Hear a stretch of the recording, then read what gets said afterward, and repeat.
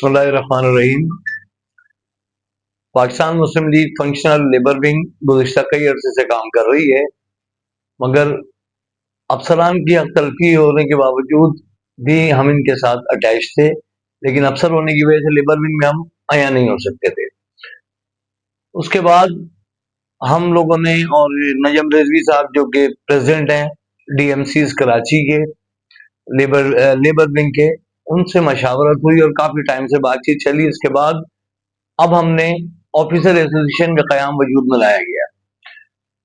उसकी वजह ये कि हम कराची की तो नहीं, हम तो डिस्ट्रिक्ट सेंट्रल की बात करते हैं आपसे। डिस्ट्रिक्ट सेंट्रल में 5 टाउन्स मौजूद हैं और पांचों टाउन में किसी किस्म की कोई अपोजिशन नहीं है, तो वहां जो भी काम हो रहा है वो बिल्कुल आजादाना तरीके से हो रहा है और अफसरान को मुस्तकिल उनकी तजलील की जा रही है।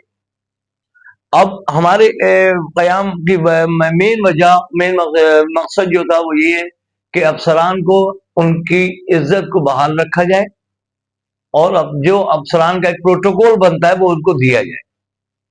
अब जिस तरह हर टाउन की मैं मिसाल दूंगा आपको, लियाकताबाद हो, नाज़ाबाद हो, नॉर्थ नाज़ाबाद हो, न्यू कराची हो, गुलबर्ग हो, किसी अफसर को तो बिल्कुल फारिग करके बिठाया हुआ है घर में और किसी को आपने 3-3 चार्ज दिए हुए हैं। तो ये बात समझ से बालातर है। तो ऐसी क्या सलाहियत है उस अफसर में जो 3 डिपार्टमेंट को चला रहा है और जो घर बैठा है वो एक को भी नहीं चला सकता। अगर वो एक को भी नहीं चला सकता तो आज वो 17 और 18 ग्रेड में कैसे आ गया? जब वो अफसरी के लायक ही नहीं है तो उसको कैसे लाया गया? नॉर्थ औरंगाबाद चले जाए आप, वहां पर टाउन ऑफिस की बैक साइड पे एक नर्सरी है जहां पे स्क्रैप गाड़ियां मौजूद थी, वहां से स्क्रैप गायब हो गया। एल ब्लॉक में एक यार्ड बनाया गया था, वहां से स्क्रैप गायब हो गया, कोई पूछने वाला नहीं है। करप्शन उरूज पर है। अब ऑफिसर एसोसिएशन का वजूद में आने का मकसद, जाहिर सी बात है, हम क्लियर कट बात कर रहे हैं कि देखिए हम करप्शन को रोक नहीं सकते मगर कम जरूर करेंगे उसको। इसकी रोकथाम के लिए जहां तक हमसे जो मुमकिन कोशिश होगी, जिस लीगल फोरम पे जाना पड़ेगा हमको जाएंगे और इस चीज को हम रोकेंगे। अफसरान को उनका हकूक मिले, अफसरान की इज्जत को बहाल रखा जाए। बस मैं आपके तवज्जुह से ये मैसेज देना चाहता था जो अवाम और हुक्मरानों तक पहुंचे। बहुत शुक्रिया आपका। हम जो आपने बात कही, जो आपने सवाल किया, उसका हमारा पहले एजेंडे में जो हमने चार्टर और डिमांड पेश किया, उसमें पहला हमारा सवाल ही है ये कि ये अपनी अथॉरिटी तो बताएं पहले कि कोऑर्डिनेटर जो रखे हैं वो किस अथॉरिटी पे रखे हैं, उनका क्या क्राइटेरिया, उनकी लिमिट्स क्या है, वो यहाँ पे किस उसमें हुक्म चलाते हैं, वो किस कैपेसिटी पे हुक्म चलाते हैं। और जो काउंसिल की मंजूर करदा करारदादों के तहत जो यूसी के वाइस चेयरमैन है, उनकी जो कमेटियां बनाई गई हैं जो कानूनी शक्ल में, उन्होंने अपनी जमात इस्लामी की कमेटियों को गैर फाल किया हुआ है और कोऑर्डिनेटरों से काम ले रहे हैं, जो कि आपने भी कहा गैर कानूनी है। हम इस पर बाकायदा कानूनी, हमने उनको सवाल भी उठाया और हम इस पर कानूनी चाराजोई का भी हक रखते हैं और हम इस पर बाकायदा काम कर भी रहे हैं। जी अस्सलाम वालेकुम।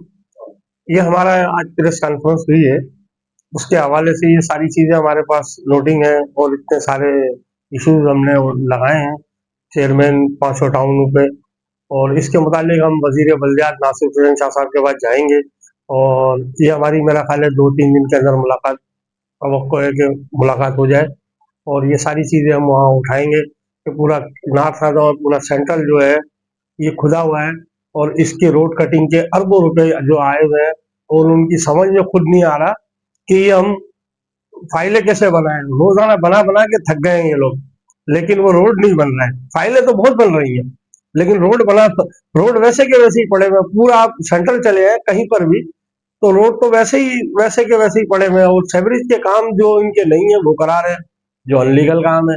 या तो वजीर बल्दियात सेक्रेटरी साहब से अप्रूवल ली, इन्होंने नहीं लिए और ये गैर कानूनी कामों में तो खैर मास्टरमाइंड हो गए। जिसकी ये चाय नहीं पी सकते थे उसके साथ अब वो रोजाना बैठ के खाना खा रहे हैं। जिस अफसरान को ये करप्ट समझते थे उनको लेके आज वो घूम रहे हैं। तो ये तो मुनाफिकत वाली बातें हैं सारी। खैर हम वजीर बल्दियात साहब के पास जाएंगे इन मसले के हल के लिए। नासिर हुसैन शाह साहब को कहेंगे कि इन मसले को देखें आप, और कौमी खजाने को करोड़ों रुपए अरबों रुपए का नुकसान पहुंच रहा है।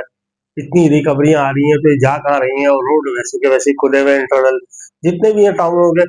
अगर केएमसी के रोड है तो वो केएमसी बना रही है, अपने मामला देख रही है और ये अंदर के रोड कौन बनाएगा? जो अरबों रुपए के टैक्स आ रहे हैं सीएस के इलेक्ट्रिक के और बहुत सारे इदारों से, और रोजाना की रोड कटिंग के नाम पे ऊपर जो बोगस चालान हो रहे हैं, और ये सारे मामला के लिए हम जाएंगे वजीर बल्दियात साहब के पास और बताएंगे कि भाई यही हो रहा है और आप इस पे कोई एक्शन लें। जी बिल्कुल, मसाइल तो हमारे तमाम मेंबरान ने बता दिए हैं, लेकिन मैं वजीर बल्दियात जनाब नासिर हुसैन शाह साहब से अपील करता हूं कि हमारे डिस्ट्रिक्ट सेंट्रल को खास तौर पे फोकस करें। यहाँ पे जितने भी ईमानदार अफसरान हैं वो घरों पे बैठे हुए, करप्ट अफसरान जो हैं वो सीटों पर मौजूद हैं और इतनी करप्शन कर रहे हैं कि जिसकी कोई इंतहा नहीं है। तो बस हम एंड में नासिर हुसैन शाह साहब से बड़ी हमें कभी उम्मीदें हैं कि वो इस मैटर को देखें और जितने हमारे ईमानदार अफसरान हैं उनको उनका हक दिया जाए और उनकी इज्जतें जो है वो बहाल की जाए।